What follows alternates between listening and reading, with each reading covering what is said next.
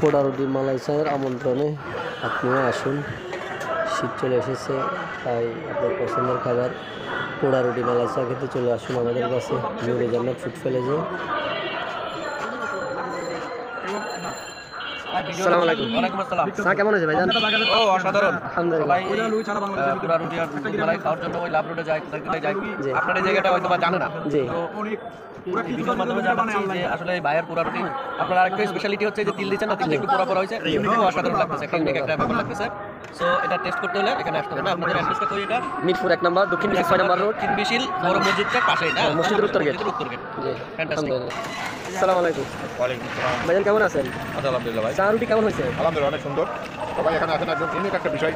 এখানে অনেক জায়গায় তো পুরো রুটি খাইছেন চা দিয়ে, এখানে আলাদা একটা ফেলে পান।